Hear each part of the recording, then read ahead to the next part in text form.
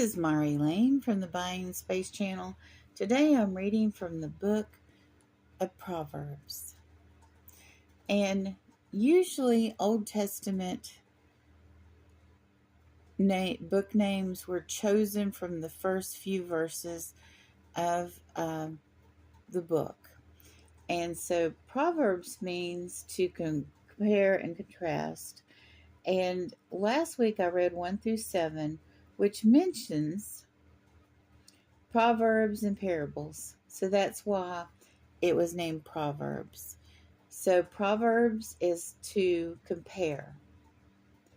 The Proverbs of Solomon, son of David. And there are a lot of metaphors and similes in Proverbs. Now, to remind you, a simile is if you say, life is like a roller coaster. So you're saying like. So if you use like or as in your comparison, that's a simile. If you say life is a roller coaster, that's more direct, and that's a metaphor. So I might point out similes and metaphors later in Proverbs as I come across them. So we're going to start in verse 8. Listen, my son, to your father's instruction, and do not forsake your mother's teaching. They are a garland to grace your head, and a chain to adorn your neck. How wonderful. And we should all listen to the instruction of our parents.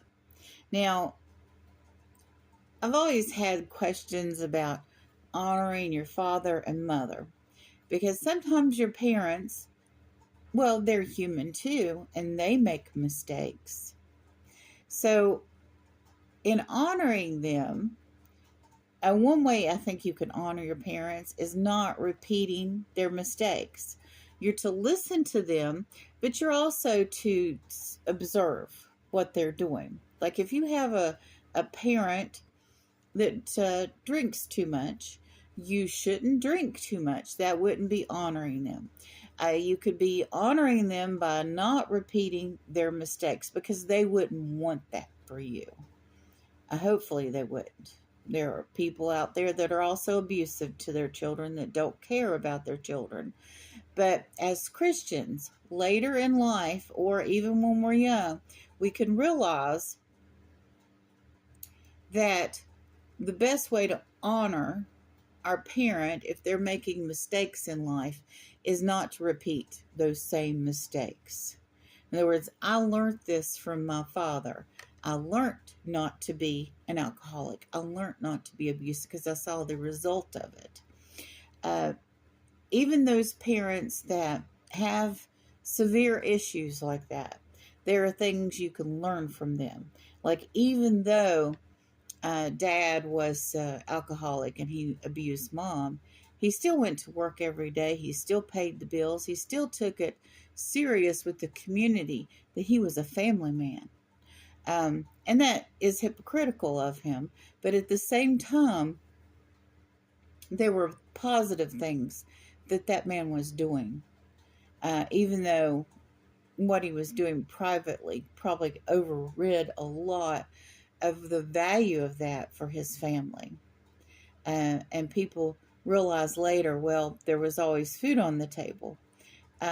You still shouldn't have been in that situation. But there's still lessons you could glean from your father, even if he was abusive. Like what kind of work he did, what skills he had, what knowledge he had outside of those times that he drank. So sometimes when we have negative examples in our lives, we can still learn from them in a good way, and turning that around and making that a positive. My father was not alcoholic, by the way, and he was a good man. He paid the bills, and he did not drink, and he did not have a gambling problem. And he had, you could say that he was emotionally abusive sometimes, but aren't we all, kind of thing. Um, but all in all, both of my parents were wonderful people. My mother passed away recently. My mother read the Bible and prayed every day. And I hope the people that love my mother will see similarities in the way that I lived, the way she was. It's just like I said the other day that, I had inherited everything genetically that was bad from both sides of the family. Of course, I was talking about health conditions. I wasn't talking about traits or personalities or habits or any of that, because what you receive from your parents is much more than what you get out of the gene pool as far as what health conditions you inherit. I do think the health conditions and coping with health conditions do give you also other similarities to your parents, like how did they cope with this? And, whether that was a negative or positive example. And my father did not maintain his diabetes really well. It was kind of a scary thing because for 15 years of his life, um, he drove semi trucks. He delivered cars all over the United States, and he would get his candy bar and his Diet Coke, and sometimes his head would be numb from his sugar being so high, and he was out on the road. We were scared to death about all of that, and so we were all happy when he, after 15 years, he retired from that. He had retired earlier from the post office, and then he retired from that. And we were all happy about that. He was not so happy. He did not like not being employed because, to him, even though he had worked his whole life to that point, he didn't seem, he wanted to be, going to the job every day. He was driven that way, had the work ethic. A lot of men are like that. They're, a large part of their identity is tied to what they do for a living. And the current generation has seen the wisdom of separating your self identity from that. Uh, but at the same time, there are pros and cons to that. So, but I try to model the things that my parents did that were positive in their life. I like having the work ethic, but my identity is not part of what I do for a living. When I meet somebody for the first time and I'm introduced to them, and they want to know my name and they want to know my marital status, which unfortunately for women is automatically given by the title you're introduced by, which I think is highly unfair. But anyway, and then they want to know what you do for a living. Well, I look at myself and I look at Marty and I look at everybody else as so much more than what you do to make money. People nowadays have multiple streams of income, and majority of people don't think of themselves as just whatever their job title is. A lot of people will go to college and they'll study a specific field. Like, some people might say, well, I'm a scientist. Well, if they're a scientist, um, they're trained to think in a certain way. So if you're a scientist, then you're a scientist when you approach things at home, usually. That carries over. If you've studied, like I have, criminal justice, that carries over to your private life. You're trained to think like a criminal, so you catch criminals if you've studied criminal justice. Most of my criminal justice studies was criminology based, and I have a minor in psychology and sociology, or no, I have the equivalent of minors in those fields. And so I think about what motivates people, how people think. I'm very analytical, and I'm that way in my private life as well. And a lot of people, I don't have a lot of friends because of that, because I can discern people's motivations. Um, and Knowing someone's motivations, sometimes you're better off being naive of that, because human relations are tarnished like that. There hardly ever any perfect relationships.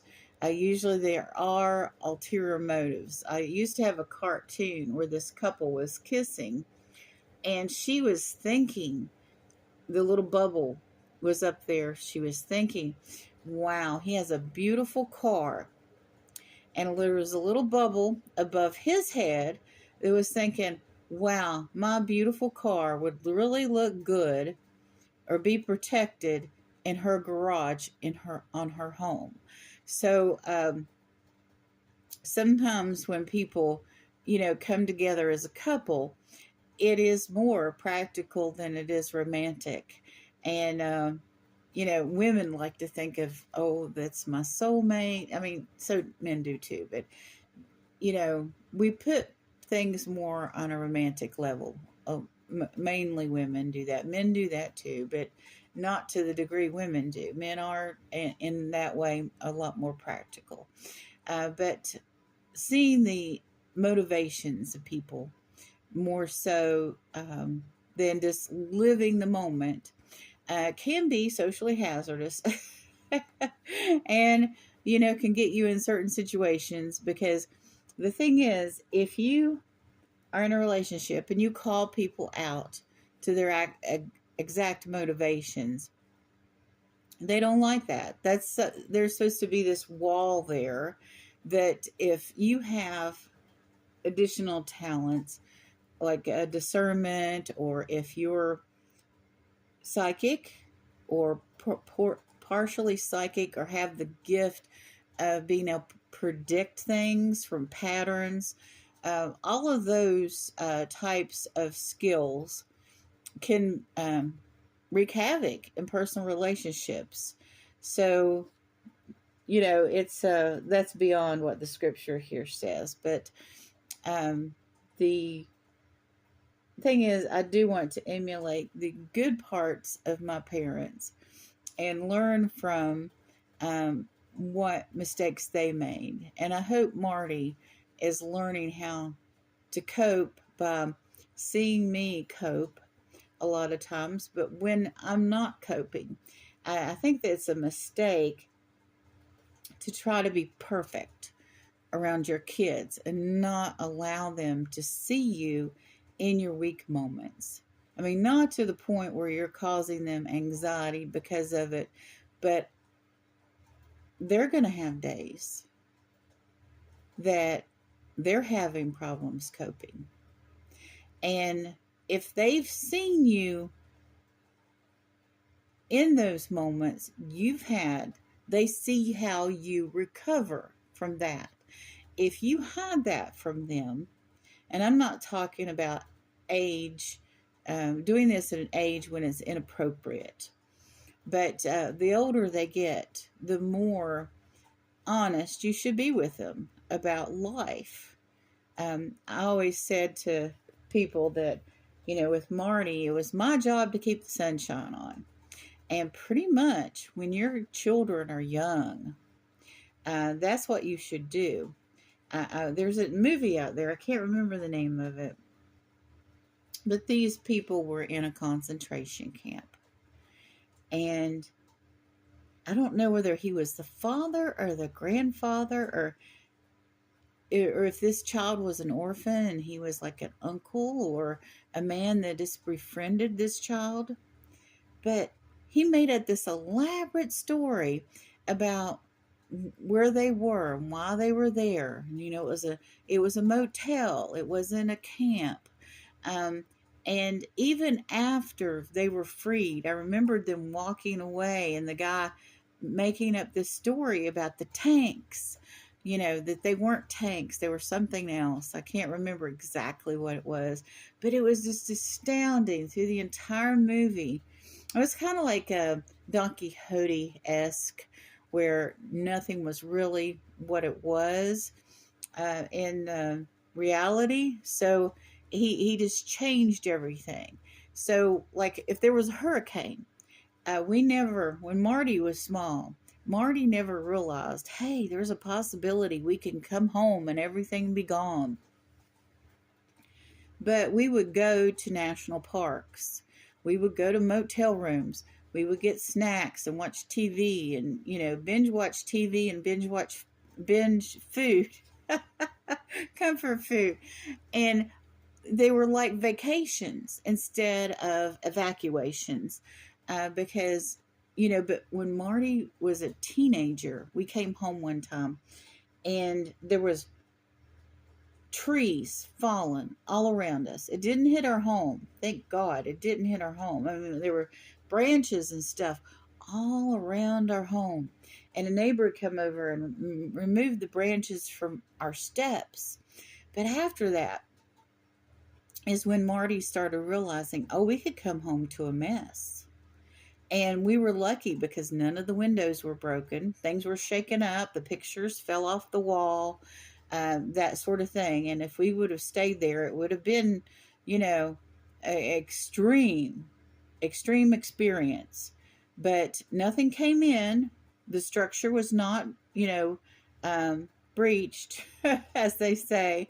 And there was no glass. There was no water damage inside. But things have been tossed and turned for sure. And it would have been extreme to be in our home at that time. So after that, Marty realized reality came in. I didn't try ever to lie or cover things up. I just made things cheery and, adventurous when we would leave town because we had to. So none of that anxiety of being refugees from weather ever affected Marty until, they got older and realized themselves. But we still, when there was a hurricane coming, Marty was like, yay! Not because Marty liked any kind of destruction. It's just what we did when we had to evacuate. And then we started taking my mother with us, and she was older and she knew everything that could happen, and she worried about everything that could happen. And I just tried to squelch my mom, and I would change the subject. Our car broke down one time when we evacuated, and she was calling my cousin. And I had the situation under control. I was doing what I needed to do. I resolved the situation by myself without the help of a man. No offense to my cousin, but that was my mom's mindset. And Marty saw that I was handling the situation. It didn't matter that I was a woman. I didn't pick up the telephone and call a man because it was kind of absurd. We were like 300 miles away. There was nothing he could do from where he was. I was the one that was having to raise the hood and fill the radiator with water or whatever it was. And, that's how it went. But Marty got to see a strong, independent woman take care of the situation. So even though, we had a person there that was used of a generation that was used to when it came to mechanics or it came to a problem like that, it was depending upon a husband. And since the husband had passed away, calling another man, so Marty learned a great deal from that you don't have to always phone a friend. Now, there are times when you do need to phone a friend. So I look as these verses as not only learning from my parents the good things and learning how to cope, with their negative traits and how to change my behavior, but I also look at these verses from a point of view of being a parent to live an example and show um, generational differences, how things have changed, how, to be a human being yourself. So, last week I talked about generational wealth, and I thought that our generational wealth was knowledge that have maybe been lost between the generations more so than the money. If you have knowledge and you have skills, you can gain wealth back. I mean, it's harder now because there's, the wealthier get wealthier and the poor get poorer because of the way the system works. But you're more likely, if you retain wisdom and skills and knowledge, to be able to make your own wealth. And you don't have to depend upon generational wealth, but what you gain and what you retain from the last generation are the skills and knowledge and wisdom of how to live, how to be happy. Those sorts of things are much more important than being a trust fund baby. Because a lot of trust fund babies end up being spoiled and not having, because they have no drive to learn or do for themselves because they already have money. So they end up being spoiled. Now, some of them are very productive and nice people, but the trend tends to be that they're not. So, sometimes people think their parents are being cruel to them, but in actuality, they're trying to motivate them to learn things for themselves. So, listen to what your parents have to say, even if you don't always agree, but also be an example and think about how you're going to teach the next generation. And as a parent, or if you're a grandparent, I'm not a grandparent, I never will be, but I also like to live as a Christian, to be an example to people that are outside of my family or in the extended family. I don't know how much I'm respected or listened to, quite honestly, but that's okay too. Sometimes people don't realize things about you until you've passed. I watched a video the other day. I lost my mother on Good Friday. I watched a video, and I was kind of speaking over my mom in a way, and I wasn't really listening.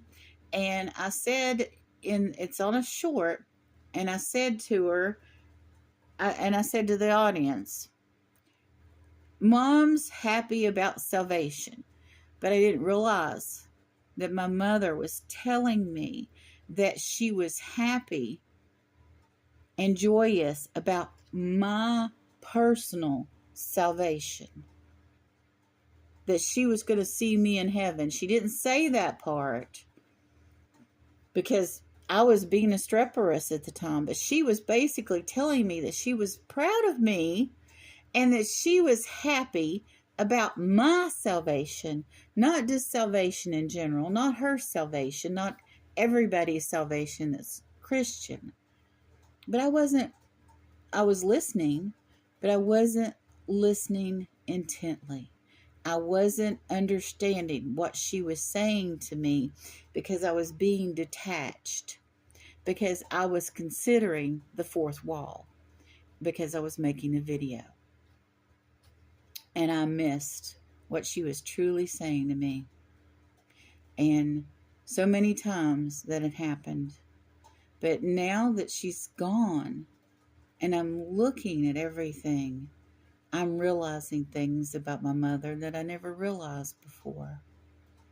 So in a way, I'm grieving, but in another way, I'm celebrating her life and her wisdom, that maybe I was just not insightful enough to see when she was actually telling me what she was telling me. So stop, listen, pay attention. You don't know what you're missing. I didn't know what I was missing, and now I'm realizing. And a lot of times Unfortunately, it doesn't happen until somebody's gone. I mean, I'm not saying I didn't have an appreciation of my mother's point of view when she was alive. I did. Um, doesn't mean we agreed on everything, but I appreciated where she was coming from and her generation. And I understood why she had a lot of the opinions she had. But she was saying she was happy for my salvation and that we're going to see each other again in heaven. Because she was thinking, even, this was like a year ago, about her passing and what the future, what eternity held for our family. And I was thinking about that day. So she's certainly um, part of who I am. You all have a wonderful and blessed day.